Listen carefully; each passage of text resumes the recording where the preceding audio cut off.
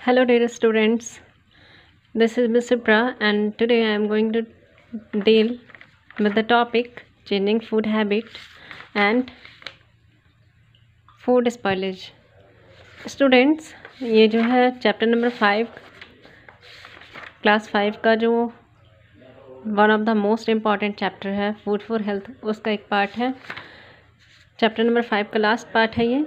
और इस वीडियो में हम देखेंगे चेंजिंग फूड हैबिट्स के बारे में, कैसे लोगों की फूड हैबिट पहले किस तरीके से थी और अब लोग जो होते हैं किस तरीके के फूड को प्रेफर करते हैं। मैंने आपको प्रीवियस क्लास में बताया हुआ था ऑलरेडी परफेक्ट हेल्थ के बारे में, और उससे पहले मैं अपने इसी चैनल पे मैं वीडियो आपको शेयर कर चुकी हूँ जिसमें आपको इम्पॉर्टेंस ऑफ फूड के बारे में और न्यूट्रिएंट्स के क्लासेस के बारे में बताया गया है। Now see our today's topic changing food habit.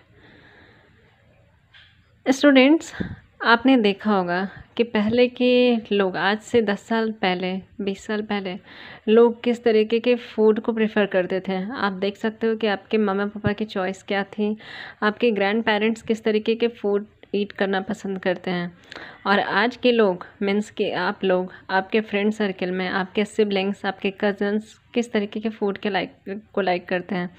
आप लोग मोस्टली चॉकलेट्स आपको पसंद है, स्नैक्स पसंद हैं, आप लोगों को जंक फूड्स पसंद हैं। लेकिन पहले के जो लोग होते हैं मीन्स कि हमारे जो पहले वाले जनरेशन के लोग गए, हमारे पेरेंट्स हो गए, हमारे ग्रैंड पेरेंट्स हो गए, तो उन लोगों ने न्यूट्रियस डाइट पे ध्यान दिया और वो लोग हेल्दी ईटिंग करते थे। हेल्दी ईटिंग का मतलब ये हो गया कि वही चीज़ें खाना वो पसंद करते थे जो कि उनके बॉडी में यूज़फुल मीन्स में उनको न्यूट्रिएंट्स प्रोवाइड कर सकें, और ऐसे चीज़ों को वो नहीं खाते थे जिससे बस पेट तो भर जाए लेकिन न्यूट्रिएंट्स ना मिल पाए। मीन्स कि अभी अगर लोग जंक फूड को प्रेफर करते हैं तो वो जंक फूड से कुछ समय के लिए उनको लगता है कि हाँ हमारा पेट जो है वो भर गया, बट वो कहीं ना कहीं जा कर के हमारे बॉडी में हार्म करता है। अब हम देखेंगे चेंजिंग फूड हैबिट्स के बारे में। Earlier, the diet of the people included a lot of homemade nutritious food, but nowadays consumptions of packet food products has increased manifold. Many varieties and non-alcoholic aerated drinks are also popular among the people. पहले की diets जो होते थे लोगों के वो mostly जो होते थे होममेड होते थे, इसलिए वो न्यूट्रिशियस होते थे। लेकिन आज के लोग जो होते हैं पैकेट फूड को प्रेफर करते हैं, जिसके कारण जो होते हैं बहुत सारे प्रॉब्लम्स, हेल्थ रिलेटेड प्रॉब्लम्स भी लोगों को देखने को मिलती हैं।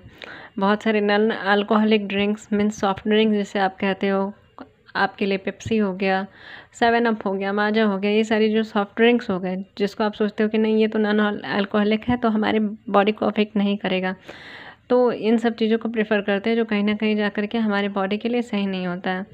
Restaurants and the food joints serve a variety of mouth watering dishes and are in constant competition with popular homemade Indian snacks, idli, milk, poha etcetera. Restaurants जो होते हैं बहुत सारे फूड वेराइटीज़ जो होते हैं वो आपको प्रोवाइड करते हैं जिसको देख करके किसी के भी मुंह में पानी आ जाए। माउथ वाटरिंग डिशेज़ मतलब ऐसी डिशेज़ जो कि आपको देखने में भी अच्छे लगेंगे और आपको उसका टेस्ट भी बेटर लगेगा। आजकल के रेस्टोरेंट्स में, आजकल के खान पान में बहुत सारे कंपटीशन हो गए हैं। पॉपुलर होममेड डिशेज़ और इडली, मिल्क, पोहा ये सारी चीज़ें भी आपको रेस्टोरेंट्स में प्रोवाइड हो सकती हैं, बशर्ते कि आप जो घर पे खाते हो वो फ्रेश होता है। आप जो घर पे खाते हो उसमें बहुत ही अच्छे वैरायटी के चीज़ों को आप कुक करते हो, बहुत ही अच्छी क्वालिटी की ऑयल, घी और बाकी जो भी मटेरियल्स यूज़ किए जाते हैं, जो भी इंग्रेडिएंट्स यूज़ किए जाते हैं फूड कुक करने के लिए, वो आपकी मम्मा यूज़ करती हैं, आपके घर वाले यूज़ करते हैं। लेकिन रेस्टोरेंट और होटल के जो फूड्स होते हैं वो हेल्दी नहीं होते हैं, चीप क्वालिटी प्रोडक्ट्स जो होते हैं उसमें यूज़ किए जाते हैं। They serve various items such as potato chips, popcorns, pizza, burger and noodles. तो आप देख सकते हो रेस्टोरेंट्स में आपको बहुत सारे mouth watering dishes, burgers, pizza, noodles ये सारी चीज़ें आपको मिल सकती हैं। The food items are called junk food, और ये सारे जो फूड आइटम्स हो गए पिज़्ज़ा, बर्गर, नूडल्स, ये सारे क्या है जंक फूड के कैटेगरी में हो गए जो कि हमारे हेल्थ के लिए सही नहीं है। These are not good for our health. So यहाँ टाइम टू आंसर के कुछ क्वेश्चंस हैं जो कि आपको करने हैं, and I think you can do it. Take the food item that are healthy for us and cross the junk foods. जो फूड जो होते हैं हेल्दी हमारे लिए उस पे आपको टिक करना है, और जो कि हमारे लिए हेल्दी नहीं है उन पे आपको क्रॉस आउट कर देना है.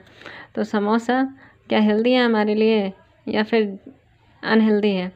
सो ये एक्चुअली किसी ओल्ड स्टूडेंट की बुक है, इसलिए इसमें कुछ चीज़ें गलत की हुई हैं, इसको आप सुधार लीजिएगा. Samosa is not healthy for अस, ये भी जंक फूड की कैटेगरी में ही आ जाता है. Fruits are healthy for us, burger is not healthy for us. Vegetables are healthy for us, and popcorn भी हेल्दी ही होता है क्योंकि उसमें ऑयल से सब नहीं होते. Nuts are healthy for us. तो जो चीज़ें अनहेल्दी है जैसे समोसा हो गया और बर्गर हो गया, इन सब चीज़ों पे मैंने क्रॉस किया है, आप भी अपने बुक में कर लीजिएगा.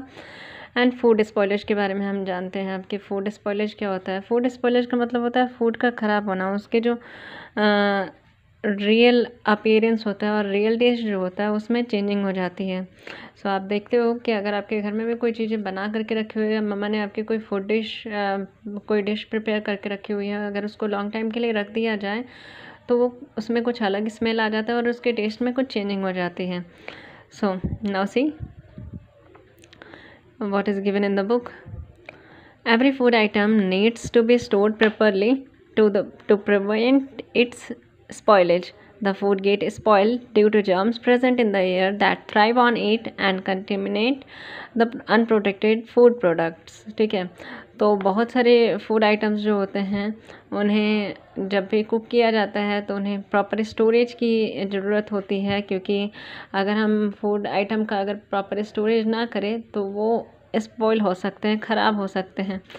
और ये स्पॉइल क्यों होते हैं? क्योंकि एयर में प्रेजेंट होते हैं, मॉइस्चर तो प्रेजेंट होते हैं आपको पता है, लेकिन बहुत सारे जर्म्स भी प्रेजेंट होते हैं जो कि उस फूड आइटम पे आकर के कॉन्टेमिनेट हो जाते हैं और इसके बाद फिर उसे ख़राब कर देते हैं. So food spoilage can be defined as undesirable change in normal state of food. Food spoilage का मतलब हो गया कि जो ओरिजिनल फूड है उसमें कुछ ना कुछ अनडिज़ायरेबल चेंज, ख़राब चेंज आ जाना, उसके टेस्ट में चेंजिंग हो जाना, उसके स्मेल में चेंजिंग हो जाना. आप देखते हो जब फ्रेश फूड अगर कुक किया हुआ रहता है आपके घरों में, आपके मम्मा ने बनाया होगा या तो फिर कहीं भी अगर आपने खाया होगा, रेस्टोरेंट्स में ही अगर आप खाए हो, तो आप देखते हो कि फ्रेश फूड जो होता है, तुरंत का कुक किया हुआ फूड जो होता है उसमें बहुत अच्छी स्मेल होती है. सो फूड स्पॉइलेज के बारे में आपको पता चल गया. सो फूड स्पॉइलेज को कैसे ऑब्ज़र्व किया जा सकता है? चेंज इन स्मेल, साइट और टच के थ्रू. कभी कभी कुछ डिशेज जो होती हैं ख़राब होती हैं तो उसमें स्मेल, अजीब सा स्मेल आ जाता है, फॉल स्मेल आ जाता है. उसको देख करके भी हम बता सकते हैं कि ये चीज़ें सही है कि ख़राब हो गई हैं, और उसके टेस्ट और टच से भी हम पता कर सकते हैं कि फूड जो है वो फ्रेश है या फिर स्पॉइल हो गया है. So spoil food is unsafe for consumption and it can make you ill. तो जो भी ख़राब फूड्स होते हैं, स्पॉइल्ड फूड होते हैं, उसे हमें ईट नहीं करना चाहिए, बिकॉज ये हमें सिक बना सकते हैं. That's why we should not eat spoiled food. तो क्या क्या तरीके हो गए जिससे फूड को स्पॉइलेज से बचाया जा सकता है? मैंने आपको ऑलरेडी बताया कि every food item needs to be stored properly to prevent its spoilage. मैंने आपको ऑलरेडी बताया जैसे कि किसी भी फूड आइटम को अगर कुक किया जाता है तो उसे प्रॉपर स्टोरेज की उसको ज़रूरत होती है ताकि वो ख़राब ना हो. तो आपने भी देखा होगा कि आपके घर में मम्मा जो होती है रोटियां बनाती हैं तो उसे हॉट पॉट में बंद करके रखती हैं. कुछ अगर सब्जी है कभी एक्स्ट्रा बन गई तो उसे फ्रिज में रखा जाता है. कुछ स्नैक्स अगर एक्स्ट्रा बन गए तो उसे एयर टाइट कंटेनर्स में रखा जाता है. तो ये सब मेथड्स ऑफ फूड प्रिजर्वेशन हैं. हम देखेंगे कि कौन कौन से मेथड है फूड प्रिजर्वेशन के लिए. ड्राइंग हो गया, रेफ्रिजरेशन हो गया, पिकलिंग एंड स्वीटनिंग हो गया और कैनिंग. बस यही हमारा लास्ट टॉपिक है, इसके बारे में हम देखते हैं. तो ड्राइंग बेटा आपने देखा होगा ऑलरेडी कि कुछ फूड आइटम्स को जो होते हैं वो सनलाइट में रखे जाते हैं, और ये सनलाइट जो होती है उसके कारण क्या होता है, light is a source of heat energy. आपने देखा होगा कि लाइट्स में हीट भी होता है. सो ये फूड आइटम्स को जब ड्राई किया जाता है तो उसमें जो भी मॉइस्चर होते हैं वो एब्जॉर्ब कर लिए जाते हैं सनलाइट के थ्रू, और हीट के कारण जो होता है वो एकदम ड्राई हो जाते हैं। आपने देखा होगा ऑलरेडी कि आपकी मामा पोटैटो चिप्स बनाती हैं, या फिर कभी कभी जो भी फार्म से आए हुए प्रोडक्ट्स होते हैं, व्हीट, राइस, ओट्स, ये सबको पहले धूप दिखाया जाता है, धूप में रखा जाता है, और इसके बाद कुछ समय बाद उसे एयर टाइट कंटेनर्स में रखे जाते हैं ताकि वो मॉइस्चर के कांटेक्ट में ना रह सके, और जो भी ऑलरेडी उसमें मॉइस्चर होते हैं वो रिमूव हो जाते हैं सन के लाइट से। So some food items are dried in the sun to reduce the moisture contained in them, which prevents the growth of germs. And this method is used to preserve rice, wheat, oats, etc. Next topic है refrigeration. Refrigeration क्या होता है? Refrigeration आप लोग सभी जानते होंगे। Refrigerator का यूज़ क्या होता है? फ्रिज किसे कहते हैं? फ्रीज और रेफ्रिजरेटर दोनों एक ही चीज़ हो गया। Food is preserved at low temperature to prevent bacterial and fungal growth.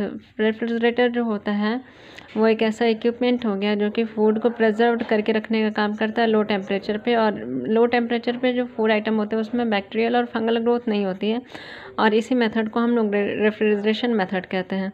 Food items such as vegetables हो गए, मीट हो गए, फ्रूट्स हो गए, फिश, मिल्क हो गए, इन सब चीज़ों को लो टेम्परेचर पे उनके स्पॉयलेज से बचाए रखने के लिए हम फ्रीज का यूज़ करते हैं। This is because the bacteria is responsible for spoiling the food become inactive at the low temperature. Low temperature पे ये जो बैक्टीरिया हो जाती है वो इनएक्टिव हो जाती है, और इसके कारण जो होता है वो फूड जो होता है प्रिवेंट हो जाता है स्पॉयलेज से।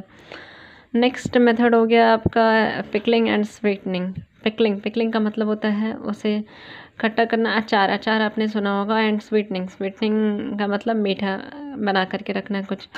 Vegetable like carrots and fruits like raw mangoes are preserved in form of pickles by adding salt, vinegar and vegetable oil. आपने देखा होगा कि आपके घर में भी अचार लगाए जाते होंगे रॉ मैंगोज़ के, या तो फिर कुछ और फ्रूट्स हो गए उसके अचार लगाए जाते हैं। उसमें क्या होता है कि उसे पहले सनलाइट में मॉइस्चर को रिमूव करने के लिए कुछ देर तक धूप में रखा जाता है, और जब मॉइस्चर उसमें से रिमूव हो जाता है तब इसके बाद फिर ऑयल और सॉल्ट उसमें मिक्स किए जाते हैं, विनेगर मिक्स किए जाते हैं, कुछ और इंग्रेडिएंट्स मिक्स किए जाते हैं, और उनका पिकल बनाया जाता है। उसी तरीके से कुछ और फ्रूट्स हो गए, पल्प, मैंगोज़ हो गए, और भी कुछ फ्रूट्स होते हैं जिसको यूज़ किया जाता है स्वीटनिंग के लिए। मीन्स कि स्वीट्स बनाए जाते हैं, जैम्स प्रिपेयर किया जाता है। Fruit pulp, jams etcetera are prepared from the seasonal fruit and juices preserved by sweetening. तो जैम्स बनाए जाते हैं, फ्रूट पल्प्स बनाए जाते हैं सीजनल फ्रूट्स को यूज़ करके। इससे क्या होता है कि आप किसी दूसरे सीज़न में भी आप उस फ्रूट का टेस्ट ले सकते हैं। नेक्स्ट है कैनिंग मेथड में क्या होता है? कुकड और सेमी कुकड जो होते हैं फूड आइटम, उसे हम एयर टाइट कंटेनर्स में रखते हैं, बॉटल्स में रखते हैं, और उस कारण क्या होता है वो मॉइस्चर के डायरेक्ट कांटेक्ट में नहीं रह पाता है जो भी फूड आइटम प्रिपेयर्ड है हमारा, और वो बहुत ही ज़्यादा समय तक प्रॉपरली मीन्स बिना स्पॉइलिंग के रह जाता है। Cooked or semi-cooked food is preserved in airtight containers or bottles, and this process is called canning. Canning prevents the food inside from coming into contact with the germs in the air and thus preventing the contamination. तो Canning जो होता है एक बहुत अच्छा method है food को preserve करके रखने का। नेक्स्ट अभी आपका कुछ टाइम टू आंसर दिया हुआ है जिसको अभी आपको खुद से करना है। So after listening this audio and after watching this complete video, you have to do the time to answer, and I believe that you can do it by yourself, but for your help I will share the notes of chapter number 5 in class WhatsApp group.